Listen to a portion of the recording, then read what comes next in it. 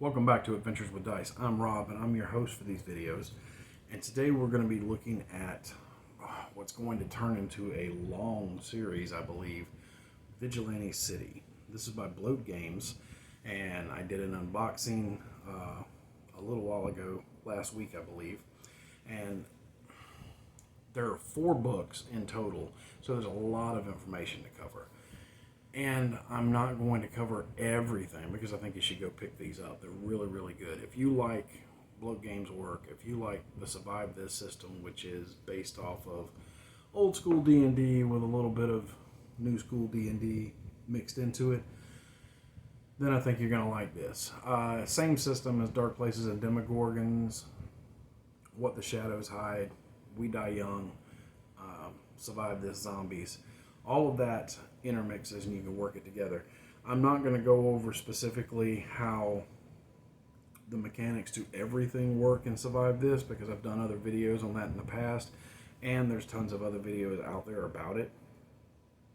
But if you've played pretty much any version of D&D, you can pick up any Survive This game and be playing within a matter of minutes. It's very, very simple, very slick, very streamlined. Now, Vigilante City, this is the core book, right? And book number 1, we know because it's issue 1. But the core book has the rules for creating characters. It has all the same stats as D&D, except for one. It has survival, which I have talked about this before, but I will talk about it again. Survival is a stat you roll for. You get a certain number of points in survival, and you can use them as a resource during the game. You can spend a survival point to make a reroll. And when you make that reroll, you can't re-roll it again. You have to take the second result. However, you can spend as many survival points during a game session as you want to, but they only come back like 1 per session. So go sparingly with them. But they do give you a resource for re-rolling stuff in the game. Now, the rules for the game are in here, the character sheet's in here, all of that. But what is the core book outside of that? Outside of that, the core book is basically split into 2 sections. And one is the human section, and one is the mega human section. So the first half of the book deals with regular human vigilantes. And it's really, really good.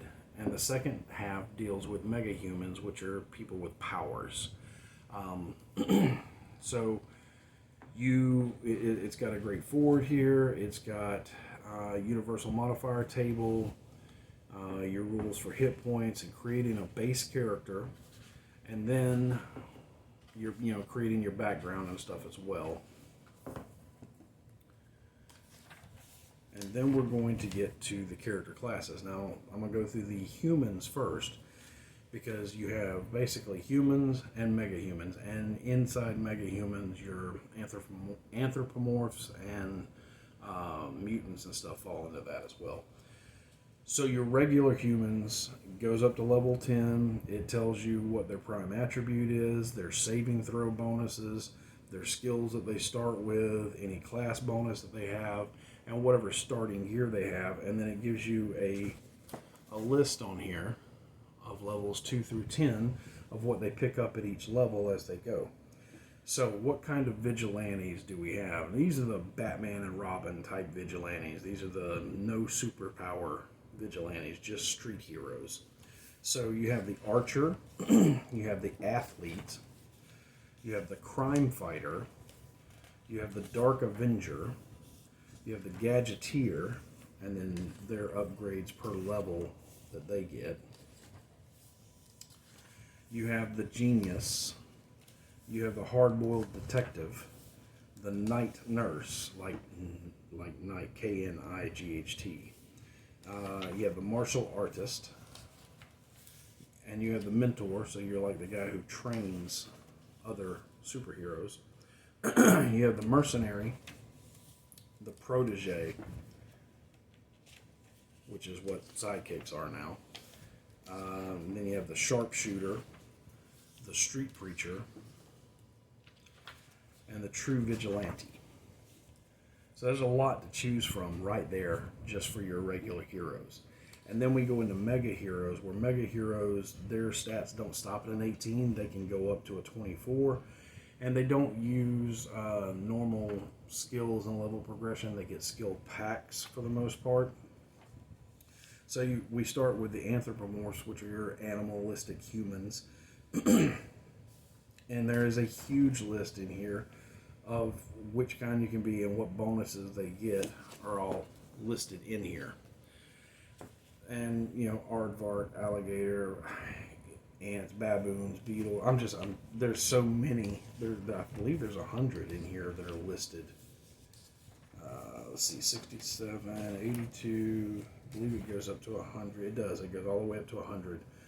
So if you want to play that kind of character, you can. Now, one of the other books I'm going to go over later has an alternate system for doing this that gives even more options, and I think streamlines it a little further and makes anthropomorphs and mutants easier to create characters for. So then you also have the Borg or the cyborg character and their upgrades per level. Let's see, you have the mutant, and this is a pretty big section because, you know, mutants can be anything. They can have a variety of mutant powers. So, yeah, there's a lot to choose from in here. And like I said, in one of the other books, there is another streamlined way to do this. So it's something you're going to want to look at, honestly. I think it makes it better for making a mutant. Let's see, what is after me? Because mutants goes on for a while. Then you have the pushing rules where they try to exceed their normal power limits. You have the mystic. Right? This is your spellcaster with tattoos of spells on them. You have a list of the spells that are available in the game, and there's quite a few here. You have the power armored pilot. All right, this is your Iron Man type character. You have the Scion, which is your Dark Phoenix type character, or your Phoenix type character. Let's see, and that goes on for quite a while too. There's a lot to this. You have your super soldier, so your Captain America type guy. Super speedster, which I dig. Let's see, what else do we have in here after the super speedster? You have skill packs, which is certain, a lot of your mega humans, your mega humans get the skill packs instead of regular skills. Then you have XP and leveling up rules, equipment, force field belts,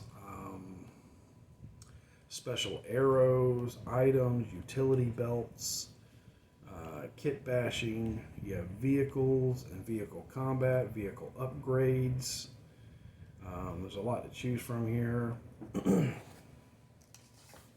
And then you have a section in the back on actually playing the game and the rules for doing that, which is the same as pretty much all of the Survive This games. So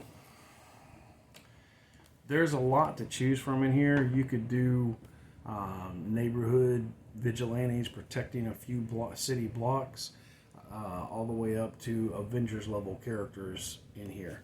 I don't know that you could do things like Thor or Superman.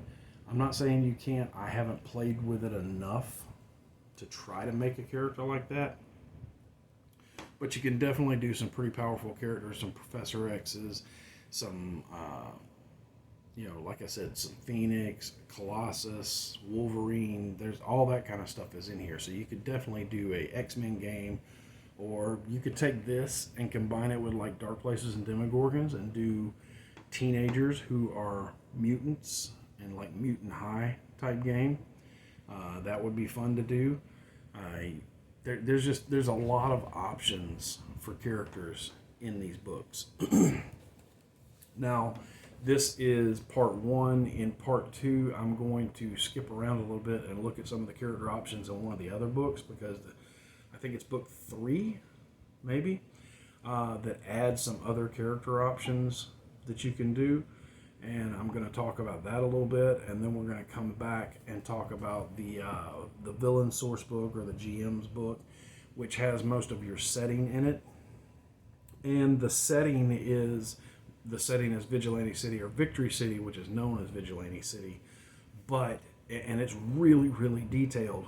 But there are drop dice rules in there for creating your own city, and you can start with just a neighborhood, a few city blocks, and it shows you how to do it, how to populate it, and create your own and grow it out if you want to.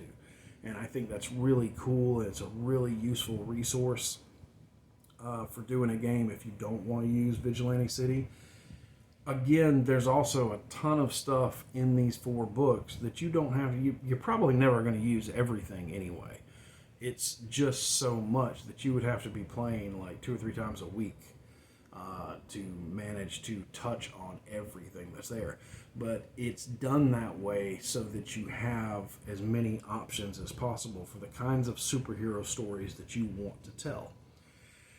So, all that being said, that's a quick look at what characters are available in the main book, and this book has the rules to the game, so you definitely want to pick this book up before everything else.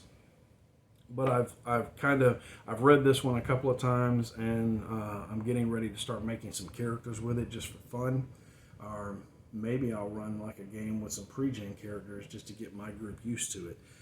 But the other books, I've been going through them too, and they are fantastic. There's so much great info in there, especially on the city building stuff. Like, I was blown away by how cool that is.